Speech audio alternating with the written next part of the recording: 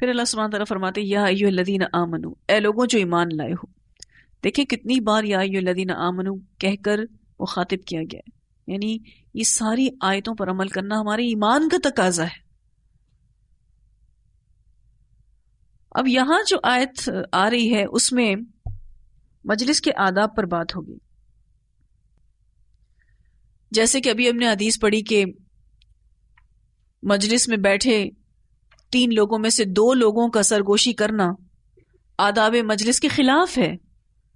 تو اب اللہ تعالیٰ اسی نسبت سے مجلس کے آداب کا خیال رکھنے کا مسلمانوں کو حکم دے رہے ہیں اور فرماتے ہیں یا ایھا الذین آمنو، اے لوگوں جو ایمان لائے ہو، اذا قیل لکم، جب کہا جائے تم سے، تفسحوا، جگہ پیدا کرو، کشادگی پیدا کرو، فی المجالس، مجلسوں میں، فافسحوا، تو کشادگی پیدا کیا کرو. تفسحوا کا جو لفظ ہے فا سین حا سے ہے. اس کا معنی ہوتا ہے ایسے سمٹ کر بیٹھنا کہ دوسرے کے لیے جگہ کھلی ہو جائے. تو جب تم سے کہا جائے کہ جگہ کم پڑ رہی ہے، تھوڑے سمٹ جائیں، تو سمٹ جایا کرو. اس کا فائدہ یہ ہوگا یفسح اللہ لکم، کشادگی پیدا کر دے گا اللہ تمہارے لیے. مراد یہ ہے کہ اللہ تمہاری دلی تنگی کو دور کرے گا، تمہاری مادی تنگی کو دور کرے گا اور اپنی وسیع رحمت سے نوازے گا. کتنا بڑا فائدہ ہے مجلس میں کشادگی پیدا کرنے کا. یفسح اللہ لکم، اللہ تمہارے لیے کشادگی پیدا کرے گا، تمہارے دلوں کی تنگی کو ختم کر دے گا، تمہاری مادی تنگی کو ختم کر دے گا اور تمہارے لیے اپنی رحمت کے دروازے کھول دے گا. مجلس میں ہم روز ہوتے ہیں، جب 1 سے 2 ہو جائے نا، سمجھ لیں مجلس بن گئی. مثلا ابھی ہم کلاس روم میں بیٹھے ہیں، پھر بہت ساری اور مجلس ہو سکتی ہیں، مثلا بس میں بیٹھنا، رکشا میں بیٹھنا، گاڑی میں بیٹھنا. جہاں بھی لوگ اکٹھے ہوتے ہیں وہاں دوسروں کے لیے جگہ بناؤ. مسجد میں، کسی دعوت میں، عید کی نماز میں، جمعہ نماز میں، اسپیشلی جمعہ نماز میں کافی رش ہوتا ہے، عید کی نماز میں. اور یہ اناؤنسمنٹ نہیں ہونی چاہیے اس کی کہ جی جگہ تنگ ہو گئی ہے تو جگہ بنائیے. یہ بات مومنین کے اندر بلٹ ان ہونی چاہیے، یہ ان کے ایمان کا تقاضا ہے کہ جگہ کم ہے تو جگہ دینی ہے، ایڈجسٹمنٹ کرنی ہے. کتنا بہترین اخلاق سکھایا جا رہا ہے. ایڈجسٹ کیجئے، سیٹلمنٹ کیجئے، اللہ آپ کو سیٹل کرے گا، اللہ آپ کی ایڈجسٹمنٹ کرے گا. کتنا بڑا فائدہ ہے الحمدللہ. ایک اور ادب، وَإِذَا، اور جب، قِيلَ انشُزُوا، کہا جائے اٹھ جاؤ، فَانشُزُوا، تو اٹھ جایا کرو. ایسا مجلس کو سیٹل کرنے کے لیے کیا جاتا ہے. کچھ لوگوں کو مثلا کسی جگہ سے اٹھا کے کسی دوسری جگہ بٹھایا جاتا ہے، سیٹلمنٹس کی جاتی. ایسا جب لوگوں سے کہا جاتا ہے کہ آپ پلیز یہاں سے اٹھ کے یہاں بیٹھ جائیں، تو لوگ مائنڈ کر جاتے ہیں، اس بات کو برا لگ جاتا ہے. اور وہ ایک ہمبل ریکویسٹ ہوتی ہے کہ آپ یہاں سے اٹھ کے یہاں آ جائیں. ایون صف بندی جب کروا رہے ہوتے ہیں تو اس میں بھی ہم کہتے ہیں جی آپ اس جگہ سے اٹھ کے اس جگہ آ جائیں تو تھوڑی جگہ ہو جائے گی. تھوڑا لوگ ناراض ہوتے ہیں، کام کیسے اپنی جگہ سے ہٹیں، یہ ہماری جگہ ہے. دیکھیے بڑے بن کر کسی سے کوئی سیٹ زبردستی لینا، وہ بات تو غلط ہے. کہ کوئی اپنا عہدہ استعمال کرتے ہوئے، بڑا بنتے ہوئے کسی سے زبردستی کوئی سیٹ لے، یہ تو انتہائی مذموم چیز ہے ہمارے دین میں، اس کو پسند بالکل نہیں کیا گیا. لیکن مینجمنٹ کے لیے، ایڈجسٹمنٹس کے لیے اگر کسی کو اس کی جگہ سے اٹھایا جائے ایز ہمبل ریکویسٹ، تو اس کو اٹھ جانا چاہیے. اللہ تعالیٰ تو یہی کہتے ہیں وَإِذَا قِيلَ انشُزُوا فَانشُزُوا، اس میں تمہاری کوئی بے عزتی نہیں ہوگی، اس میں کوئی تمہیں ڈیگریڈ نہیں کیا جا رہا. اٹھنے کا کہا جا رہا ہے تاکہ ڈسپلن کو مینج کیا جا سکے، مجلس کو ڈسپلن کیا جا سکے. تو اس میں کوئی توہین نہیں ہوتی، کیونکہ توہین انسان محسوس کرتا ہے کہ مجھے میری جگہ سے اٹھا دیا گیا. تو اللہ تعالیٰ کہتے ہیں یرفع اللہ، بلند کرتا ہے اللہ تعالیٰ، الذین، ان لوگوں کو، آمنو، جو ایمان لائے، منکم، تم میں سے. بلند درجات کے لیے ایمان چاہیے. عزت کا معیار یہ ہے کہ تم ایمان والے بنو. اور والذین اوتوا العلم درجات، اور وہ لوگ جو دیے گئے علم درجوں میں.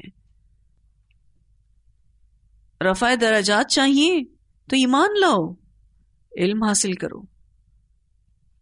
ایمان اور علم سے ہی اصل عزت ہے، اور ایمان اور علم سے ہی اللہ درجات بلند کرتا ہے. تو مجلس میں ڈسپلن یعنی نظم و ضبط اور ادب ہونا چاہیے.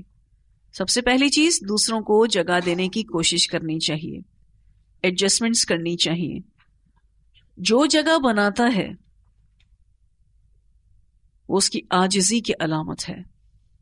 اور اگر سچویشن ایسی ہو کہ کچھ لوگوں کو ان کی جگہ سے اٹھا کر دوسری جگہ بٹھانا ہو تو جن کو اٹھایا جائے ان کو اٹھ جانا چاہیے، دوسری جگہ جا کر بیٹھ جانا چاہیے.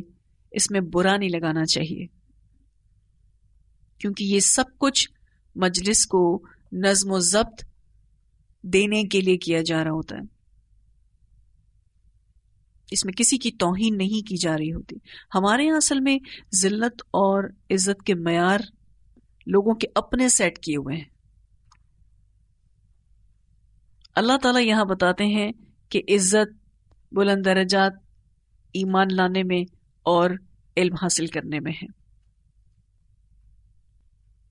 مجلس کے آداب پر کچھ روایات بھی ملتی ہیں. سیدنا جابر رضی اللہ عنہ فرماتے ہیں کہ آپ صلی اللہ علیہ وسلم نے فرمایا، تم میں سے کوئی اپنے بھائی کو جمعے کے دن اس کی جگہ سے اٹھا کر خود وہاں نہ بیٹھے، بلکہ یوں کہے پھیل جاؤ. اسے مسلم نے روایت کیا ہے. آپ کسی کو اس کی جگہ سے اٹھا کے خود بیٹھ جائیں تو انتہائی بد تہذیبی ہے. ایک شخص آیا، پہلے سے آ کر بیٹھا ہے، اس کو اس کی جگہ سے ہٹایا نہیں جا سکتا، اسی کا ہی حق ہے. ہاں، یہ ضرور کہا جا سکتا ہے کہ آپ مجلس میں کشادگی پیدا کریں، تفسحوا فی المجالس، ایسا ضرور کہا جا سکتا ہے. جب کہا جائے ایسا تو جگہ بنانی چاہیے تاکہ سب لوگ نماز پڑھ سکیں. ایک اور روایت میں آتا ہے، آپ صلی اللہ علیہ وسلم نے فرمایا، تم میں سے کوئی شخص جب کسی ضرورت کے لیے اپنی جگہ سے اٹھے پھر واپس آئے تو وہ اس جگہ کا زیادہ حقدار ہے. اسے مسلم نے روایت کیا ہے. کوئی وضو کے لیے اٹھا ہے، کوئی رفع حاجت کے لیے اٹھا ہے، واپس آ جائے گا، اس کی جگہ پر ہم نہیں بیٹھ سکتے، اسی کی جگہ ہے. اگر جگہ شارٹ ہو جاتی ہے تو سارے مومنین کو چاہیے کہ اس مجلس میں کشادگی پیدا کریں، تھوڑے سمٹ جائیں تاکہ میکسیمم لوگ اس جگہ کو فلفل کر سکیں.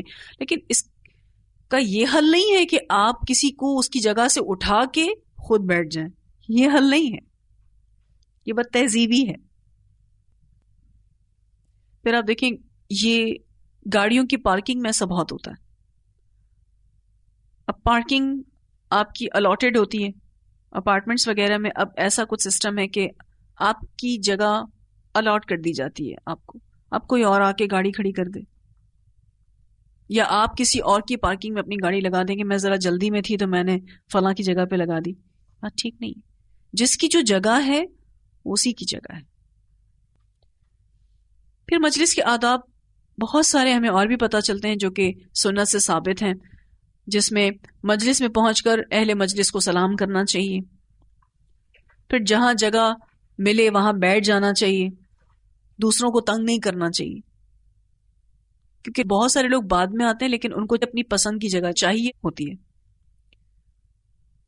آتے بعد میں ہیں لیکن جگہ اپنی پسند کی چاہیے. تو یہ دوسروں کو تنگ کرنا ہے، ایسا نہیں کرنا چاہیے. بہت سارے لوگ یہ بھی کہتے ہیں آپ بھی بیٹھے آگے، ہم نہ بیٹھیں کبھی آگے. وہ ایموشنلی بلیک میل کرنا، یہ بات غلط ہے، ایسا نہیں کرنا چاہیے. آپ آئے ہیں دیر سے، اپنی اس چیز کو ایکسیپٹ کیجئے، جہاں جگہ ملتی ہے وہاں بیٹھیے. پھر جیسا ایک ادب ہم نے یہاں پڑھا کہ اہل مجلس یہ دیکھیں کہ جگہ تنگ ہو رہی ہے. یہ شعور ہم سب کے اندر ہونا چاہیے کہ جگہ تنگ ہو رہی ہے تو نئے آنے والوں کے لیے جگہ بنائی جائے. اسپیشلی جمعے کا اجتماع ہو تو سکڑ کر اور سمٹ کر بیٹھنا چاہیے تاکہ آنے والوں کے لیے جگہ بن سکے. جب کچھ لوگ جگہ بناتے نہیں بلکہ اور پھیل جاتے ہیں اور اتنے اسٹرک ہو جاتے ہیں اپنے اس ایکشن پر، ہٹتے ہی نہیں، سمجھتے ہی نہیں. وہ یہ سمجھتے ہیں کہ یہ ہمیں ڈیگریڈ کیا جا رہا ہے، ہمارا حق مارا جا رہا ہے، حالانکہ ایسی کوئی بات نہیں ہے. وہ یہ کہتے ہوئے ملتے ہیں کہ دیر سے کیوں آئے آپ. ہر دیر سے آنے والا کوئی نہ کوئی ریزن رکھتا ہے. کچھ ہوتے ہیں جو سستی کے مارے دیر سے آتے ہیں، لیکن وہ اب بتائے گا تھوڑی نا آپ کو کہ میں تو سستی کے مارے دیر سے آیا ہوں. آپ کو تو سبھی کے ساتھ ایک معاملہ کرنا ہے نا. جو دیر سے آیا ہو سکتا ہے وہ کسی جینوئن ریزن کی وجہ سے دیر سے آیا ہو. جیسے آپ اس کو پروٹوکال دیں گے ایسے ہر دیر سے آنے والے کو پروٹوکال دینا ہے، اور وہ یہی ہے کہ جگہ بناؤ ان کے لیے. سامنے یہ تھوڑی نا کہنا ہے کہ آپ دیر سے کیوں آئے اگر آپ کو جگہ چاہیے تھی تو. یہ تو بد تہذیبی ہے. مومن ایسا نہیں ہوتا، مومن تو دینے والا ہوتا ہے. پھر ہر شخص کی خواہش ہوتی ہے کہ امام کے قریب بیٹھے، پہلی صف میں بیٹھے. اور اسپیشلی کوئی بڑے مرتبے والا کوئی آ جاتا ہے، کوئی استاد، کوئی رہنما آ جاتا ہے تو لوگ اس کو آفر بھی کرتے ہیں. اس رہنما کی خود کی خواہش نہیں ہونی چاہیے، لیکن اگر کوئی آنر دینے کے لیے اپنی جگہ صدقہ کرتا ہے اپنے کسی بڑے کے لیے، وہ ماں بھی ہو سکتی ہے، وہ ساس بھی ہو سکتی ہے، وہ کوئی استاد بھی ہو سکتا ہے، کوئی بڑی بہن بھی ہو سکتی ہے، چچی پھوپھی کوئی بھی ہو سکتی ہے، جو بھی کوئی بڑا ہے. اگر آپ کی نظر میں وہ بڑا ہے تو لازماً انسان کیا سوچتا ہے کہ وہ اپنی جگہ ان کو دے اور وہ خود پیچھے چلا جائے. تو پھر ایسا کیا جا سکتا ہے، ورنہ کسی بڑے کی یہ چاہنی ہونی چاہیے کہ میں اپنے سے چھوٹے شخص کی جگہ اپنے اس رتبے کو استعمال کرتے ہوئے لے لوں. یہ چیز غلط ہے. اور اگر کوئی اس کی تعظیم میں نہ اٹھے اور اس کو جگہ نہ دے تو اس کو برا لگے، یہ بات بہت غلط ہے. اس کا مطلب یہ ہے کہ وہ ہوگا بڑا لیکن وہ بڑا ہے نہیں. جس کے دماغ میں اتنا فطور ہو وہ بڑا ہے نہیں. جس کے عزت اور ذلت کے معیار اتنے چھوٹے ہوں وہ بھی بڑا نہیں ہے. ہو سکتا ہے اللہ نے اس کو رتبہ دے کر آزمایا ہے. تو اگر کوئی چھوٹا کسی بڑے کو آتا دیکھ کر اس کو احتراماً اپنی جگہ دے دے تو وہ ایسا کر سکتا ہے. تو اس چھوٹے کی بھی عزت بڑھے گی، اس چھوٹے کے درجات بلند ہوں گے. ایسا رسول اللہ صلی اللہ علیہ وسلم کی مجالس میں ہوتا تھا. اکابر صحابہ کے لیے لوگ جگہ خالی کر دیتے تھے نبی اکرم صلی اللہ علیہ وسلم کے قریب بیٹھنے کے لیے، جن میں ابوبکر صدیق ہوتے تھے، حضرت عمر فاروق ہوتے تھے، تو وہ لوگ ہٹ جایا کرتے تھے. تو مجلس کے یہ آداب جو اللہ تعالیٰ نے سکھائے تاکہ مومن کی آرگنائزیشن نظر آئے، اس کا ڈسپلن نظر آئے اس کی مجلسوں سے. اور آپ کو پتہ ہے یہ جو نظم و ضبط کے ساتھ مجلسیں ہوتی ہیں بڑی باروب ہوتی ہیں. بعد میں آپ اپنی بات بتائیں گے کہ آپ کیا بیٹھ کر باتیں کر رہے تھے. آپ کی مجلس کا بھی روب ہوتا ہے جتنے آپ آرگنائزڈ ہوتے ہیں. اب مثلا مجلس تو کلاس میں لگی ہوئی ہے لیکن باہر آپ کی چپلیں پڑی ہوئی ہیں، وہ بھی اگر آرگنائزڈ وے میں پڑی ہے تو اس کا بھی ایک امپریشن ہے. پھر لوگ آ کے مجلس دیکھیں، صف بندی ہے، لوگ اچھے سے بیٹھے ہوئے ہیں، تو ایک نظم و ضبط والی مجلس کا ایک روب ہوتا ہے. اور یہ دراصل ایمان اور علم سے آتا ہے، اور یہی ایمان اور علم درجات کی بلندی کا سبب ہے.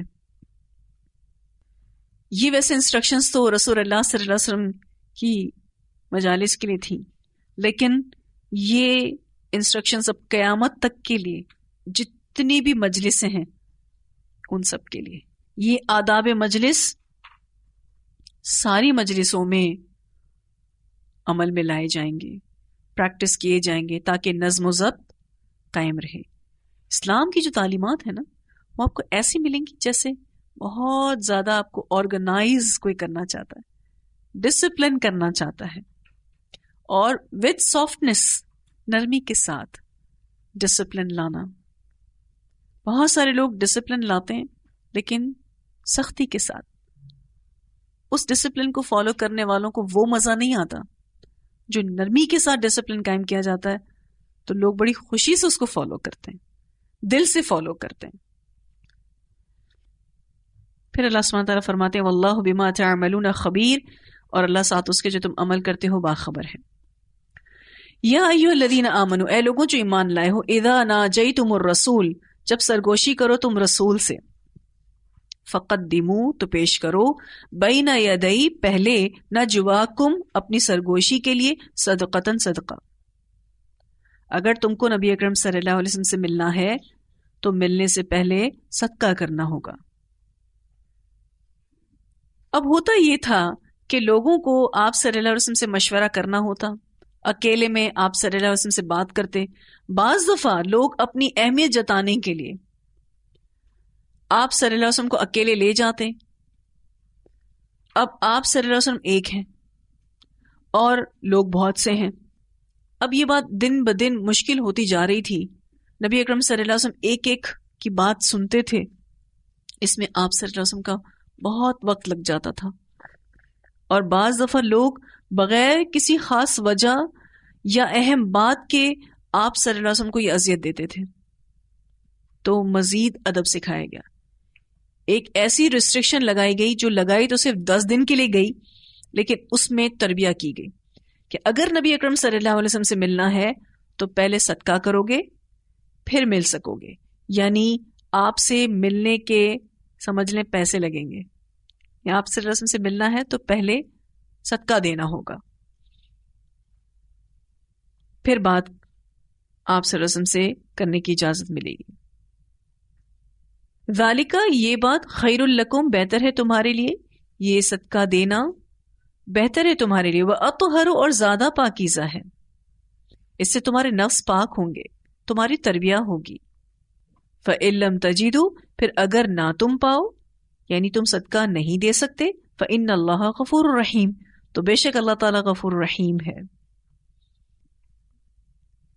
ایک آیت ہے لیکن اس میں کئی سبق ہیں۔ دیکھیں، سب سے پہلے تو اپنے ذہن میں یہ بات کلیئر کر لیں کہ رسول اللہ صلی اللہ علیہ وسلم سے ملنے سے نہیں روکا جا رہا، لیکن آپ صلی اللہ علیہ وسلم تک ایکسیس صرف ان لوگوں کو دیا جا رہا ہے جو جینوئن ریزن کے ساتھ آ رہے ہیں، کسی اہم بات کے ساتھ آ رہے ہیں، کسی ضروری بات کے ساتھ آ رہے ہیں۔ تو جو لوگ بہت ضروری بات کے ساتھ نبی اکرم صلی اللہ علیہ وسلم کے پاس آئیں گے تو ان کی رسائی کو ممکن کیا گیا، اور اس سے لوگوں کی تعداد کو بھی کم کیا گیا، کیونکہ آپ صلی اللہ علیہ وسلم کو کسی وقت بھی خلوت نہ ملتی تھی۔ اور اس میں ایک اور بھی نقصان ہوتا تھا کہ جن کو واقعی ضرورت ہوتی تھی نبی اکرم صلی اللہ علیہ وسلم سے کوئی بات پوچھنے کی، کوئی اہم مسئلہ ہوتا تھا، تو وہ آپ صلی اللہ علیہ وسلم تک پہنچ ہی نہیں پاتے تھے۔ اب یہ ایک پابندی لگا دی گئی کہ صدقہ کرو گے تو آپ صلی اللہ علیہ وسلم سے بات کر سکو گے، اور اس کا فائدہ تم ہی کو ہوگا۔ ذالک خیر لکم وأطہر، کہہ کر یہ بات واضح کیا گیا ہے، کیونکہ جو صدقہ جمع ہوگا اس سے محتاجوں کی مدد ہوگی، صدقہ کرنے والے کا نفس پاک ہوگا، کسی کو بدظنی بھی نہیں آئے گی، کسی کا دل بھی خراب نہیں ہوگا، کیونکہ جو بھی ملنے جائے گا وہ آپ صلی اللہ علیہ وسلم سے ملنے سے پہلے صدقہ کر رہا ہے، اس لیے مل رہا ہے۔ اس سے مخلص اور منافق کی بھی تمیز ہو جائے گی. سرگوشی کرنے والوں کی تعداد میں بھی کمی ہو جائے گی. اب منافقین جو تھے وہ طبعاً بخیل تھے، ان کی عادت چھوٹ گئی کیونکہ وہ پیسے دے کر ملنا نہیں چاہ رہے تھے. وہ ویسے ہی اپنی اہمیت جتانے کے لیے آپ صلی اللہ علیہ وسلم کو بزی رکھتے تھے، لیکن جب یہ پابندی لگی تو منافق اور مومن میں واضح فرق آ گیا. کیوں؟ منافق تو بخیل تھے، وہ پیسہ خرچ کر کے بات کرنے کے لیے تیار نہیں تھے. اچھا، جہاں منافقین کی یہ بری عادت چھوٹی وہاں مسلمان بھی سمجھ گئے کہ زیادہ سرگوشی اللہ کو پسند نہیں ہے اور اس کے نقصانات ہوتے ہیں. تو جس کو کوئی بہت ضروری بات کرنی ہے آپ صلی اللہ علیہ وسلم سے تو وہی جائے، پھر باقی نہ جائیں. اس سے نبی اکرم صلی اللہ علیہ وسلم کو بھی تکلیف ہوتی ہے. پھر اس آیت میں آپ صلی اللہ علیہ وسلم کی تعظیم بھی بتائی گئی ہے. جیسے کہ اب ایک مجلس لگی ہے آپ صلی اللہ علیہ وسلم کی، اب کچھ لوگ رسول اللہ صلی اللہ علیہ وسلم کو اپنے لیے خاص کر لیں تو یہ بھی بات ٹھیک نہیں ہے. آپ صلی اللہ علیہ وسلم سبھی کے لیے ہیں، لیکن کچھ لوگ اپنی اہمیت کو جتانے کے لیے رسول اللہ صلی اللہ علیہ وسلم کو گھیر لیتے تھے. اب آپ صلی اللہ علیہ وسلم اتنے با حیا تھے، اتنے با مروت تھے کہ آپ پھر ان کی بات سنتے تھے اور اس میں آپ صلی اللہ علیہ وسلم کے اہم کاموں کا حرج ہوتا تھا، آپ کے امپورٹنٹ کام رہ جاتے تھے. سو اسی لیے ہمارے دین میں بہت زیادہ سوالوں کو اور بہت زیادہ سرگوشی کو پسند نہیں کیا گیا. پھر اللہ تعالیٰ فرماتے ہیں اشفقتم، کیا ڈر گئے تم، ان یہ کہ تقدمو، تم آگے بھیجو، بین یدئی، پہلے نجواکم، اپنی سرگوشیوں کے صدقات. کیا تم اس بات سے ڈر گئے کہ اپنی سرگوشی سے پہلے صدقہ ادا کرنا ہوگا؟ اصل میں غریب صحابہ کو یہ حکم بڑا شاق گزرا، کیونکہ وہ آپ صلی اللہ علیہ وسلم سے ضروری مسائل پوچھنا چاہتے تھے لیکن ان کے پاس صدقہ کرنے کے لیے پیسے نہیں ہوتے تھے. تو صدقہ نہ ہونے کی وجہ سے وہ آپ صلی اللہ علیہ وسلم سے بات نہیں کر سکتے تھے. تو اللہ تعالیٰ کہتے ہیں ڈر گئے تم کہ تمہیں صدقہ دینا پڑے گا اس ملاقات سے پہلے. فَإِذْ لَمْ تَفْعَلُوا، پھر جب نہ تم کرو، یعنی صدقہ پیش کرنا تمہارے لیے آسان نہیں تھا، تم اس کو نہیں کر سکے. وَتَابَ اللَّهُ عَلَيْكُمْ، اور مہربان ہوا اللہ تم پر، یعنی صدقہ کرنا تم پر معاف کر دیا. یہ ریسٹرکشن ہٹا دی گئی، یہ پابندی ہٹا دی گئی. کہا جاتا ہے 10 دن تک یہ پابندی رہی اور صرف اس آیت پر عمل کرنے کا موقع حضرت علی کو ملا. حضرت علی رضی اللہ تعالیٰ عنہ واحد تھے جن کو نبی اکرم صلی اللہ علیہ وسلم سے کسی مسئلے کے بارے میں پوچھنا تھا. انہوں نے پہلے صدقہ کیا، پھر ان کو پرمیشن ملی تو آپ صلی اللہ علیہ وسلم سے ان کی ملاقات کرائی گئی. ایک ڈسپلن قائم کرنے کے لیے ایسا کیا گیا. لیکن جب مال خرچ کرنے کی بات آتی ہے نا تو انسان سیدھا ہو جاتا ہے. پھر جو سنجیدہ ہوگا وہی مال صدقہ کر کے آپ صلی اللہ علیہ وسلم کے پاس پہنچے گا. سنجیدہ لوگوں کی یا ضروری کام سے آئے ہوئے لوگوں کی اپروچ رسول اللہ صلی اللہ علیہ وسلم تک بڑھائی گئی کہ آپ صلی اللہ علیہ وسلم کے پاس وہی آئے گا جس کو واقعی ضرورت ہوگی، باقی سب خود بخود ہٹ جائیں گے. وَتَابَ اللَّهُ عَلَيْكُمْ، اور مہربان ہوا اللہ تم پر، یعنی صدقہ کرنا تم پر معاف کر دیا. فَأَقِيمُوا الصَّلَاةَ، تو قائم کرو نماز. وَآتُوا الزَّكَاةَ، اور ادا کرو زکوٰۃ. وَأَطِيعُوا اللَّهَ وَرَسُولَهُ، اور اطاعت کرو اللہ کی اور اس کے رسول کی صلی اللہ علیہ وسلم. وَاللَّهُ خَبِيرٌ بِمَا تَعْمَلُونَ، اور اللہ تعالیٰ باخبر ہے ساتھ اس کے جو تم عمل کرتے ہو. تو اس آیت سے پچھلا حکم منسوخ ہو گیا اور آخری حصے میں اللہ تعالیٰ فرماتے ہیں فَأَقِيمُوا الصَّلَاةَ وَآتُوا الزَّكَاةَ وَأَطِيعُوا اللَّهَ وَرَسُولَهُ، کہ نماز، زکوٰۃ اور اطاعت الہی اور رسول اللہ صلی اللہ علیہ وسلم کرتے رہو، یعنی فرائض اور احکام کی پابندی اس صدقے کا بدل بن جائے گی. جس سے اللہ نے آسانی فرما دی ہے، یعنی وہ صدقہ جو معاف کر دیا اس کا کمپنسیشن فرائض اور احکام کی پابندی سے ہو جائے گا۔ مسلمانوں کو ان اعمال کی تاکید کی گئی، اور ساتھ یہ بھی کہا گیا واللہ خبیر بما تعملون، اور اللہ تعالیٰ باخبر ہے ساتھ اس کے جو تم عمل کرتے ہو۔ اتنی آیات کی تلاوت سنتے ہیں۔ أَلَمْ تَرَ أَنَّ اللَّهَ يَعْلَمُ مَا فِي السَّمَاوَاتِ وَمَا فِي الْأَرْضِ مَا يَكُونُ مِن نَّجْوَىٰ ثَلَاثَةٍ إِلَّا هُوَ رَابِعُهُمْ وَلَا خَمْسَةٍ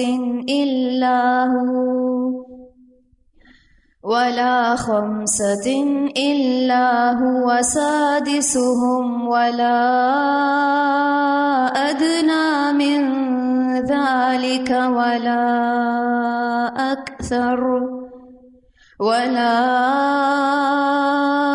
أَكْثَرَ إِلَّا هُوَ مَعَهُمْ أَيْنَمَا كَانُوا ثُمَّ يُنَبِّئُهُم بِمَا عَمِلُوا يَوْمَ الْقِيَامَةِ إِنَّ اللَّهَ بِكُلِّ شَيْءٍ عَلِيمٌ أَلَمْ تَرَ إِلَى الَّذِينَ نُهُوا عَنِ النَّجْوَى ثُمَّ يَعُودُونَ لِمَا نُهُوا عَنْهُ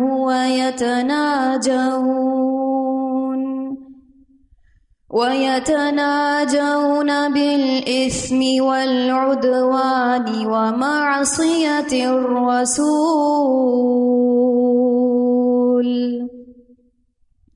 وَإِذَا جَاءُوكَ حَيَّوْكَ بِمَا لَمْ يُحَيِّكَ بِهِ اللَّهُ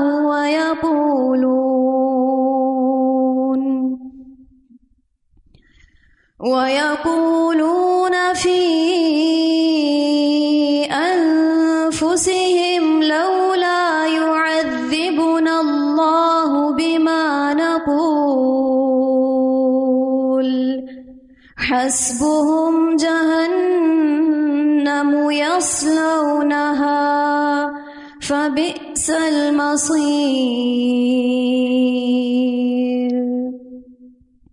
يَا أَيُّهَا الَّذِينَ آمَنُوا إِذَا تَنَاجَيْتُمْ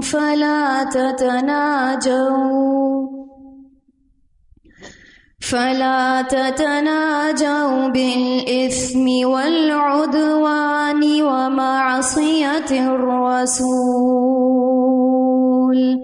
وَتَنَاجَوْا بِالْبِرِّ وَالتَّقْوَى وَاتَّقُوا اللَّهَ الَّذِي إِلَيْهِ تُحْشَرُونَ إِنَّمَا النَّجْوَى مِنَ الشَّيْطَانِ لِيَحْزُنَ الَّذِينَ آمَنُوا وَلَيْسَ بِضَارِّهِمْ شَيْئًا إِلَّا بِإِذْنِ اللَّهِ وَعَلَى اللَّهِ فَلْيَتَوَكَّلِ الْمُؤْمِنُونَ يَا أَيُّهَا الَّذِينَ آمَنُوا إِذَا قِيلَ لَكُمْ تَفَسَّحُوا فِي الْمَجَالِسِ فَافْسَحُوا يَفْسَحِ اللَّهُ لَكُمْ وَإِذَا قِيلَ انشُزُوا فَانشُزُوا يَرْفَعِ اللَّهُ